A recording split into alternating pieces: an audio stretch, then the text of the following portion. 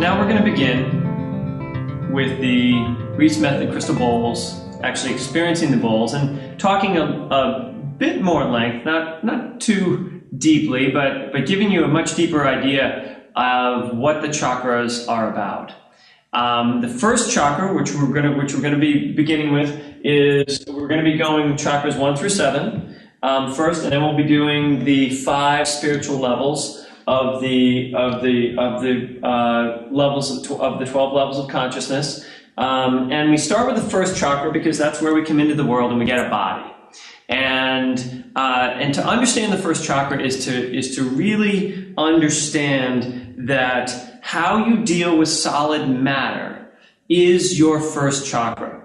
In our charts here, which are sort of the traditional charts, the first chakra is known to be at the base of the spine, and it's red and it represents your body. But in truth, each of these are levels of consciousness, levels of awareness. And one of our levels of awareness is solid. And so the reality of the first chakra is, how well do you deal with what's solid in your life?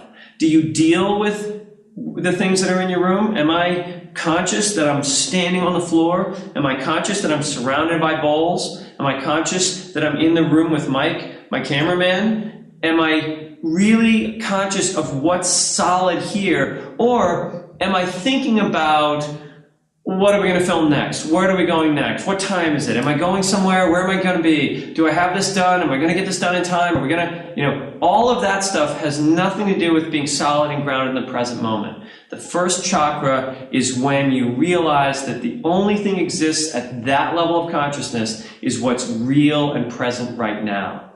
So when the first chakra is healthy, you are totally willing to deal with what's actually happening right now, and you like and love, really, the fact that everything's happening right now in your area. The first chakra is only available to what is actually within your physical area. Right now, my car is not a part of my first chakra, even though I own it. And people would say, well, that's part of your first chakra, that and your house.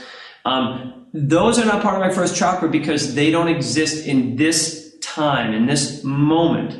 Those are just thoughts. I know my car's out there, but it is not part of my first chakra right now until I can bump into it, until I can't walk through it anymore, and I have to open the door to get into it. So that's the first chakra, just becoming aware of how solid you are. The first chakra gets programmed in your life around things not being safe. It's where you feel safe to be present. And if it wasn't safe in your childhood to be present, or you didn't get your basic primal needs met, you will feel like at some basic level it's not safe to be here, or if someone comes in who's aggressive or triggers you in a certain way, you will remove yourself from really enjoying and being present with what's happening and working through life. And the types of, we talked about each chakra has different vows. The first chakra is very tribal. We in our family eat this way. We do things this way. I support my tribe. We all vote this way. We all do these basic elemental tribal elements that keep you safe, keep you part of a safe place in the world.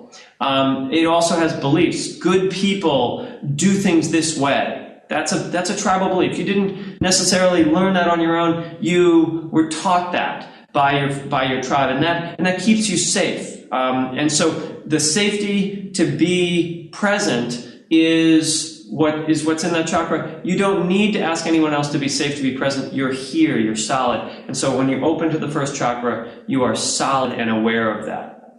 The types of wounds you take in the first chakra are wounds around not getting your basic needs met. If you didn't get your basic needs met, you will have found a way to avoid doing that by literally coming up into the upper chakras. And like I was saying, as opposed to just enjoying being here in front of the camera, my mind could easily be somewhere else on time or on something, and I wouldn't be able to enjoy this present moment and being in my body right now at this time and space.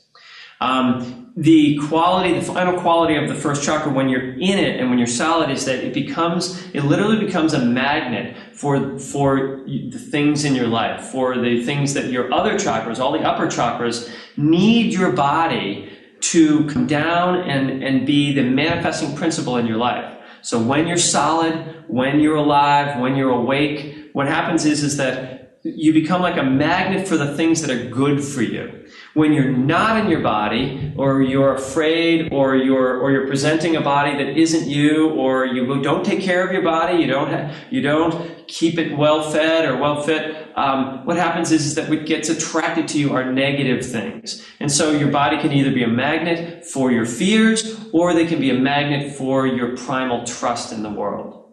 So with that in mind, that's what the first chakra is about. When I play the bowl, those are the elements. How well do you deal with present moment solid things? Do you deal with what's in front of you, or are you always somewhere else? The first chakra bowl, when you listen to it, will bring you into an awareness of how to come back into it. That's your life purpose around your first chakra, is to be fully present in this moment with what's around you.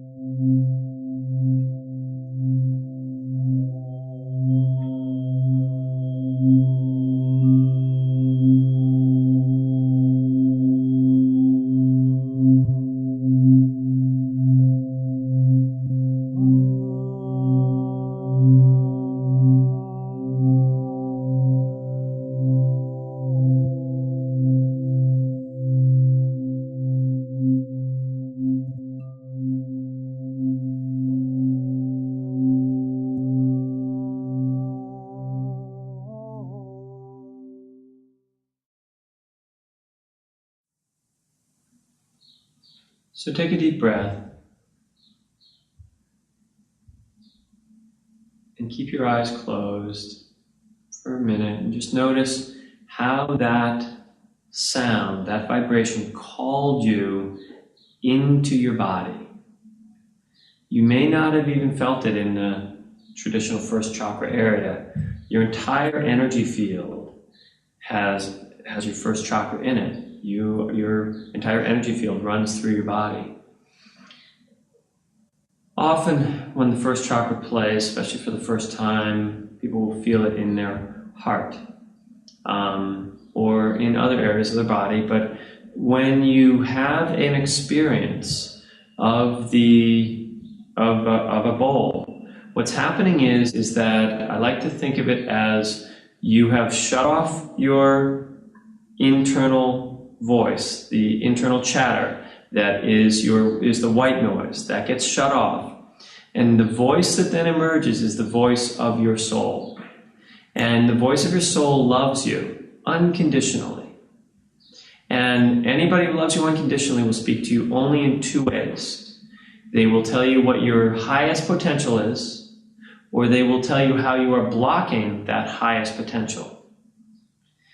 Your inner voice is constantly berating you for not being quite good enough, or remembering your wound, or remembering the problems in your life. That voice is never the voice of the soul. The soul will teach you what your highest potential is through either a sensation or a thought, or it will show you and give you the full feeling of what it feels like to block that quality. So if you felt it in your heart and it was this wonderful, warm feeling, your body, which is, we talked about it at the basic, the tribal level of security, will love to be in relationship when it's totally fine to be who you are in this present moment. If there was maybe some tension in your heart, let's say you felt it in your heart and there was some constriction, you may have a very tough inner critic of your body. You look at your body in the mirror and you reject it, or you feel like I shouldn't have this body. This isn't what my body's let me down. I have this illness or I have this pain. And there's this part of you that can't accept your body the way it is. So each of those are callings. Both of them are callings. One is a calling to your highest potential, to love your body as it is and come into that group with your body and with your skills. And the other one is how you may be avoiding being present and enjoying walking into a room with friends and family and just enjoying being who you are. So now we're going to be moving on to the second chakra. So stay comfortable wherever you are, and we'll be moving up to that second chakra, the area of feeling.